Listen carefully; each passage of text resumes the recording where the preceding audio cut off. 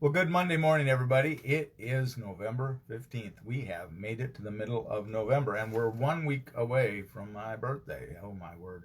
I'm going to start feeling very old here very quickly.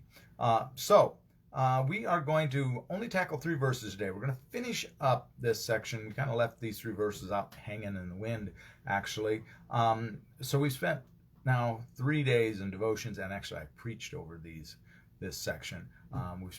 We'll be having spent 3 days talking about the Good Shepherd and these parables that Jesus is telling us about the analogies of these Good Shepherd being and identifying himself as the Good Shepherd and himself as the gate of the way, the only way out of this mess that we find ourselves in, so we're to say.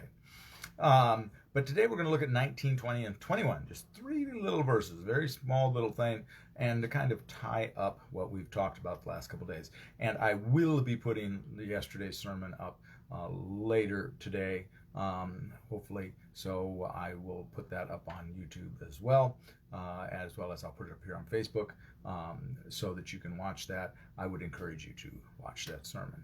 So with that, let's look at 19, 20, and 21. Again, the Jews were divided because of these words. Many of them were saying, "He has a demon and is out of his mind. Why listen to him?" Others were saying, "These are not the words of one who has a demon. Can a demon open the eyes of the blind?"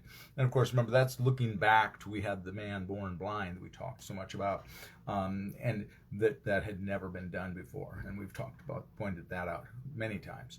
But he's looking back at that, or they are looking back at that. And of course, the whole problem with that was because he cured somebody on the Sabbath. We're crying out loud, he cured this guy born blind on the Sabbath. And they're still hung up on that. They can't let go of it. You ever seen people like that? Can't let go. And here's the problem we have. Many of them are saying he has a demon. What happens to us, we look at this as a life application, what happens to us so much in life is we get invested in a position. We are vested in it. We have lived within it. We have defended it at all costs. And at some point, suddenly, when we're confronted with the fact that we're wrong, we can't let go. Ego, our pride, and I talked about that yesterday a great deal, that won't allow us to let go of that thing. So even when we know we are in the wrong many, many times as human beings, we won't give up. We double down, in fact, because, by golly, I can't be wrong. It's that pride. Pride goeth before a fall. You ever heard that saying? And I always say that, that point in the argument, I really, really hate that point where I realize I'm wrong and the other person's right. I hate that part. All of us hate that part. And so what we do is we double down. We rather than admit it even to ourselves, even though we can feel it, oftentimes we don't let go of it and we hang to it, and we get more vitriol and more violent about our defending our position.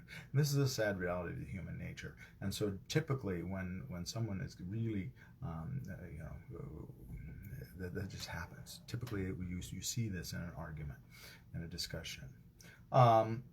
So those that are saying he has a demon, I think many of them are probably in that position. They're vested in this position. They're vested in their livelihood in the temple.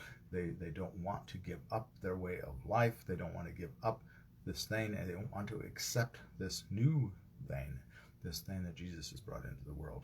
And we don't want to be among them. We want to be those others that are saying, how can he be a demon?